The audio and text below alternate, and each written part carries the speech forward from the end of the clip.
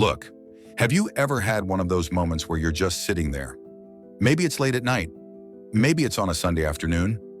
And everything in your life technically looks fine. You've got a job. You're paying your bills.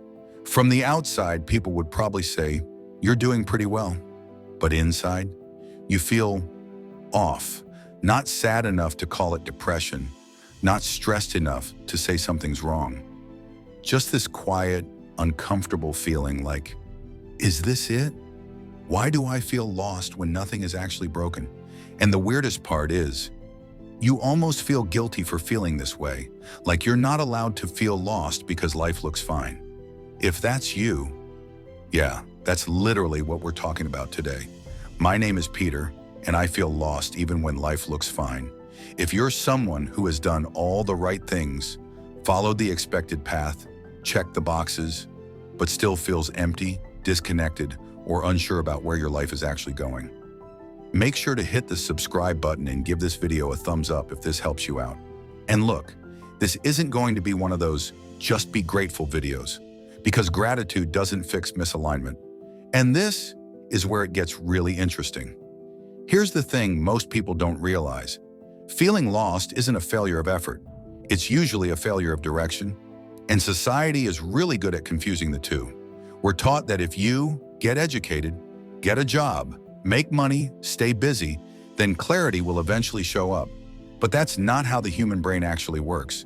In fact, one of the longest-running psychological studies ever conducted, the Harvard Study of Adult Development, found that external success has almost no correlation with long-term fulfillment once basic needs are met.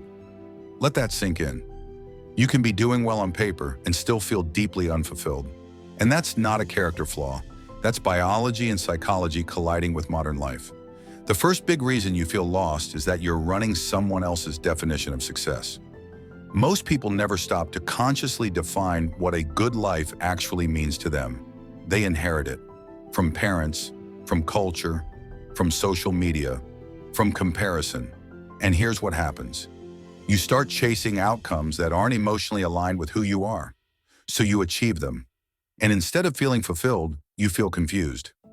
A 2023 study published in the Journal of Personality and Social Psychology found that people who pursue externally motivated goals, like status, money, or approval, report significantly lower life satisfaction, even when they succeed. So if you've ever thought, why don't I feel happier now that I'm here? That's why. You climbed the wrong mountain. Now you might be thinking, okay, Peter, but isn't this just entitlement?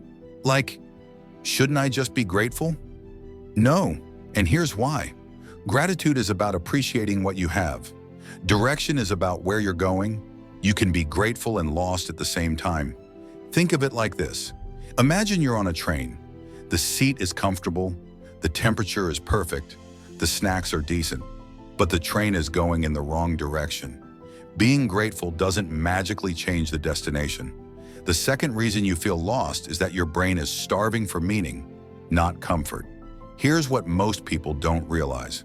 The human brain evolved to solve problems, pursue meaning, and move towards something challenging. Modern life removed most of that. We optimized everything for comfort, and comfort feels good until it doesn't. Research from Stanford University shows that prolonged comfort without challenge leads to reduced motivation, increased anxiety, and a growing sense of aimlessness. That lost feeling, that's your brain saying, I'm underutilized. You're not broken, you're bored, at a soul level. And this is where it gets really interesting. The more comfortable your life becomes, the harder it is to feel alive. That's why people with objectively good lives still scroll endlessly, procrastinate, self-sabotage, fantasize about starting over, not because they're lazy, but because meaning requires friction, and friction has been engineered out of modern life. I remember the moment I realized this was my problem. I was sitting in my car one day after work. Nothing bad happened, no dramatic event. I just sat there longer than usual, and I thought, if someone asked me what I'm building toward, I wouldn't have an answer. That scared me more than failure ever did, because failure at least means you were aiming at something. So here's actionable step number 1. Define success in one sentence. Take 5 minutes. One sentence. Success to me means just run. Not what looks impressive, not what gets likes, what actually feels meaningful to you. And if you can't answer this, that's not a failure. That's the work. Actionable step number 2 is to add voluntary discomfort. This sounds counterintuitive, but stay with me. Choose one thing that's slightly uncomfortable. Wake up earlier, exercise consistently. Work on something that matters but scares you.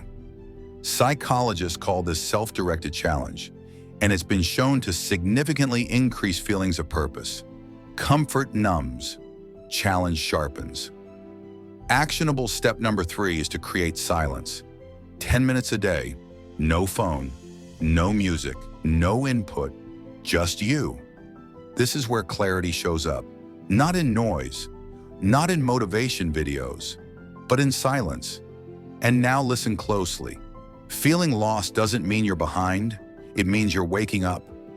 Most people never question the path they're on, they just keep going. You didn't, and that matters. If this video helped you put words to something you've been feeling but couldn't explain, hit the like button. It tells the algorithm this matters. Subscribe if you want more honest conversations about building a life that actually feels right, not just one that looks good. And remember this, you're not lost because you failed.